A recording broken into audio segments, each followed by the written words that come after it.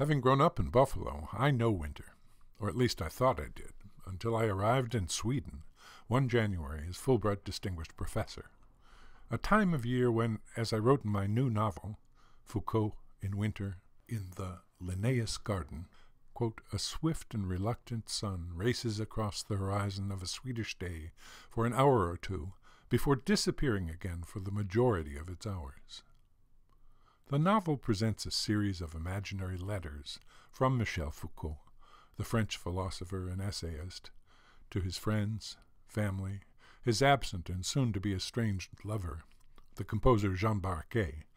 and to one other invented character, a young Swedish woman named Gabrielle. In a letter to Jean, my Foucault character writes about Swedish winter. Quote,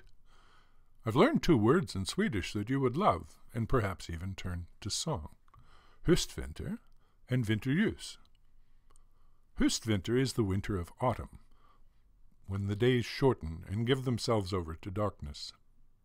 Vinterljus is the light of winter,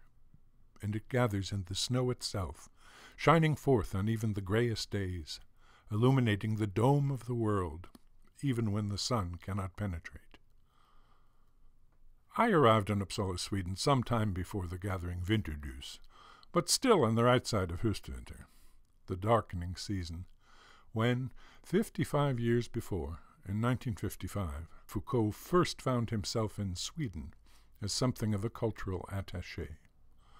teaching French and giving lectures at the 500-year-old Uppsala University, while he finished his doctorate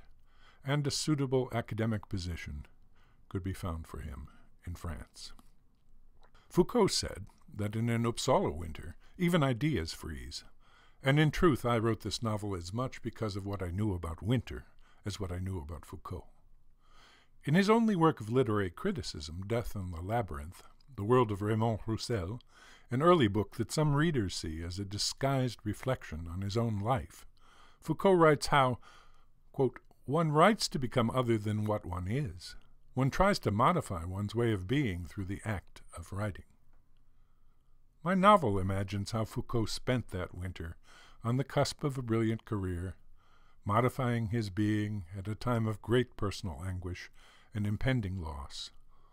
but also a season where he gave spectacularly successful lectures on the history of sexuality in France, spent time with an engaging group of friends, including artists, physicists, and writers, and began researching a newly opened and rich archive of medical text at Uppsala University Library, researches which led to his monumental work, Madness and Unreason. After that book was published, Foucault became the nearest thing to a literary pop star, and according to a recent study, was the most cited author of books in the humanities. Yet because people naturally see him through the lens of the monumental figure he became,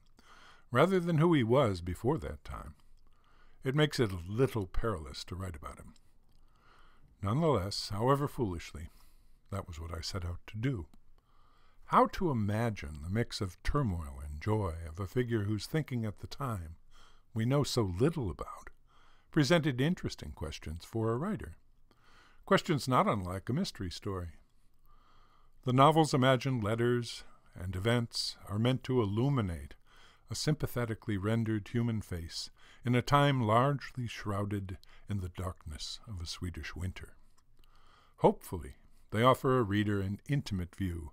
into what Foucault spoke of as, quote, the eruption of language, its sudden appearance, not as a night atwinkle with stars, or an illuminated sleep, nor a drowsy vigil, but the very edge of consciousness.